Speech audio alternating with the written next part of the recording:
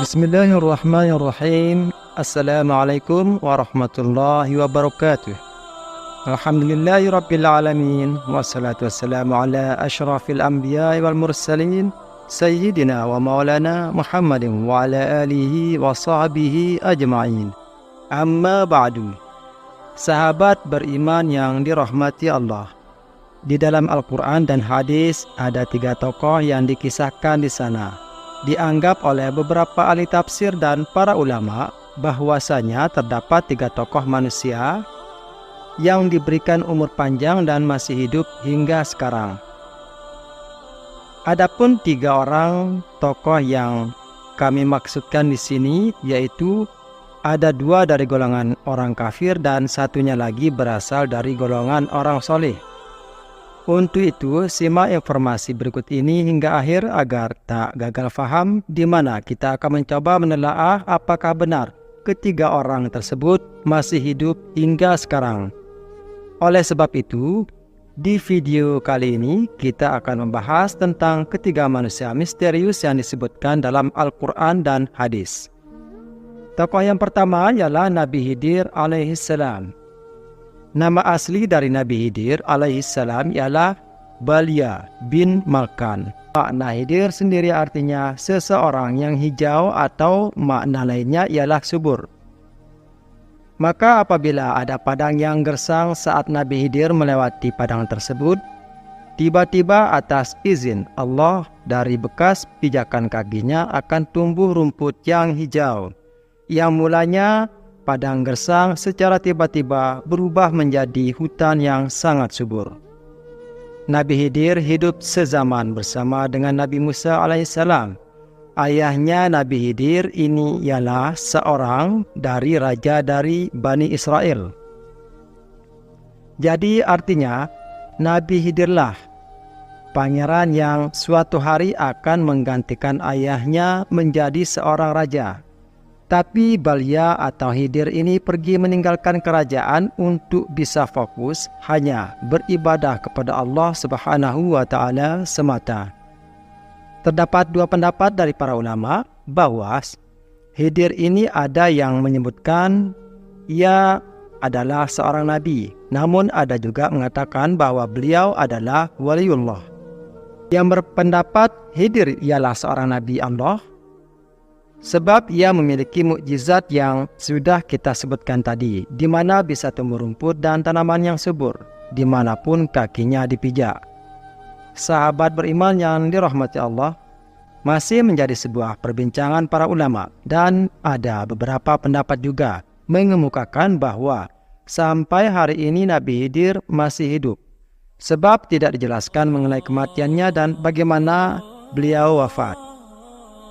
Nabi Khidir membawa di tengah-tengah masyarakat, dan ada juga yang mengatakan bahwa Nabi Khidir bisa ditemukan hanya oleh orang-orang tertentu saja di tepi pantai atau laut.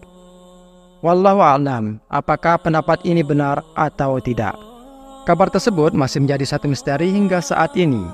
Tapi bila kita lihat di Al-Quran di surah Al-Anbiya ayat 34, dan kami tidak menjadikan hidup abadi bagi seorang manusia sebelum engkau Muhammad, maka jika engkau wafat, apakah mereka akan kekal?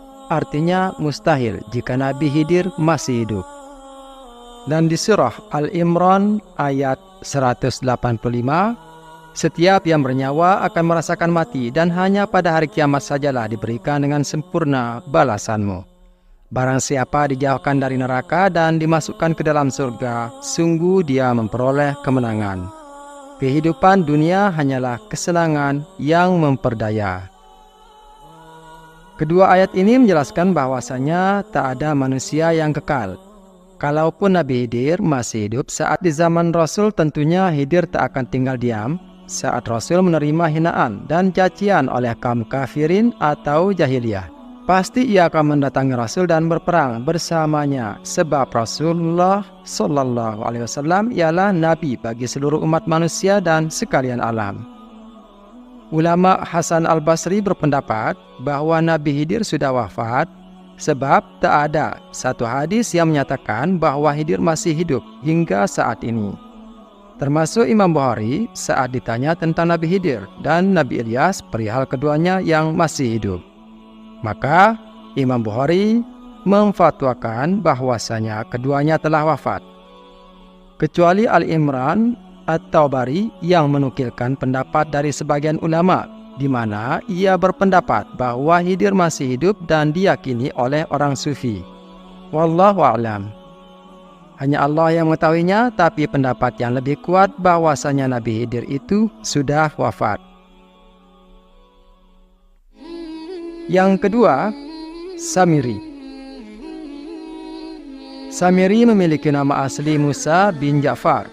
Dia adalah seorang tokoh dari golongan kaum munafikin yang mengajak orang-orang kepada kemusyrikan. Namanya disebutkan 3 kali di surat At-Taha yang hidup di zaman Nabi Musa alaihissalam. Dikisahkan bahwa ia membuat satu kegaduhan saat Nabi Musa alaihissalam pergi untuk bermunajat kepada Allah Subhanahu wa taala selama 40 hari. Tiba-tiba Samiri membuat patung anak sapi yang bisa bersuara. Kemudian mengatakan ke orang-orang bahwa anak sapi itu adalah Tuhan, sebab ia mampu berbicara dan Musa bingung mencari Tuhannya.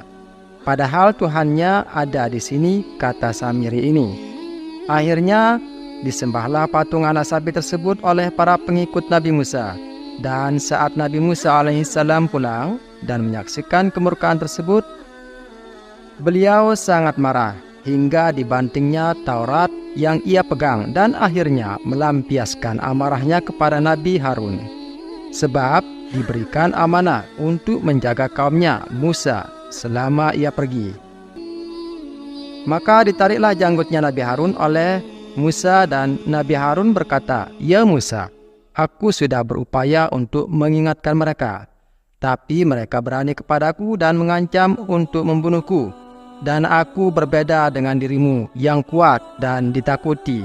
Akhirnya Nabi Musa alaihissalam memanggil Samiri, lalu ditanyalah dengan lembut oleh Musa, "Wahai Samiri, apakah yang membuatmu melakukan penyesatan kepada kaumku?" Maka dijawab oleh Samiri, "Itu semua sebab hawa nafsuku."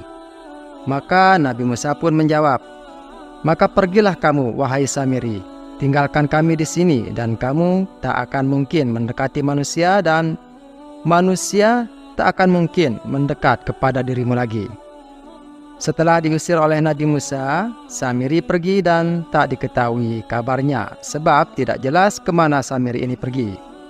Ada yang mengatakan bahwa ia pergi bersembunyi di segitiga Bermuda, lalu akan muncul di akhir zaman sebagai Dajjal.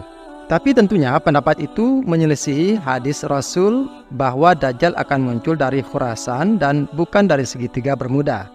Jadi bisa disimpulkan bahwa Samiri dan Dajjal ialah orang yang berbeda. Mungkin banyak kita tahu ada beberapa orang yang sering mengaitkan bahwa Samiri itu ialah Dajjal. Mengapa dikatakan Dajjal? Yang pertama, Samir ini memiliki kemampuan melihat malaikat Jibril, sehingga bisa mengambil tanah bekas telapak kaki Jibril saat peristiwa terbelahnya Laut Merah oleh Nabi Musa alaihissalam. Padahal Samiri ini bukanlah seorang nabi. Kenapa bisa melihat malaikat kalau bukan Dajjal? Tidak mungkin kalau Samiri ini bisa melihat malaikat. Selain dari golongan nabi bisa melihat malaikat, tak mesti juga lantas kita katakan bahwa ia adalah Dajjal. Ada sebuah kisah sahabat Rasul Abbas bin Abdul Muttalib mengatakan saat ia ditawan oleh seseorang pada peristiwa Perang Badar. Abbas mengatakan bahwa seseorang yang menawan yaitu memiliki bentuk memakai jubah putih dan menggunakan kuda putih. Lalu kata Nabi Muhammad SAW bahwa yang menangkapmu ialah malaikat. Peristiwa ini artinya Abbas melihat malaikat padahal Abbas bukanlah seorang nabi. Makanya dikatakan bahwa kalau Samiri juga melihat malaikat, maka berarti dia bukan harus dikatakan bahwa ia ialah Dajjal, apalagi Nabi. Sebab ia menyelisihi Nabi Musa alaihissalam, maka Samiri ialah manusia biasa sama seperti kita. Maka mungkin bisa jadi bahwa Samiri saat ini sudah meninggal dunia. Yang ketiga, Ibnu Sayyad. Beberapa sahabat Rasul mengatakan bahwa Ibnu Sayyad ialah Dajjal. Salah satunya ialah Umar bin Khattab radhiyallahu anhu. Dan menurut pendapat dari para ulama menyatakan Ibnu Sayyad ialah Dajjal, namun bukan Dajjal di akhir zaman, tetapi cuma Dajjal-Dajjal kecil saja. Sebab di zaman yang sama ada pedagang yang bernama Tamim Ad-Dari yang menceritakan kisahnya tentang bertemu dengan Dajjal di suatu pulau kecil yang tempatnya berada di tengah-tengah lautan luas. Ini bisa jadi argumen bahwa Ibnu Sayyad bukanlah Dajjal di akhir zaman. Sebab Ibnu Sayyad tinggal di Madinah, sedangkan Tamim Ad-Dari bertemu Dajjal di suatu pulau di tengah lautan. Imam Ibnu Katsir juga menyatakan bahwa Ibnu Sayyad bukanlah Dajjal Akbar yang akan keluar di akhir zaman. Maka apakah Ibnu Sayyad masih hidup sampai sekarang? Ada kabar yang mengatakan bahwa ia meninggal di perang Harrah, perang antara kubu Madinah dan kubu Syam. Dan di akhir hidupnya Ibnu Sayyad belakangan masuk Islam.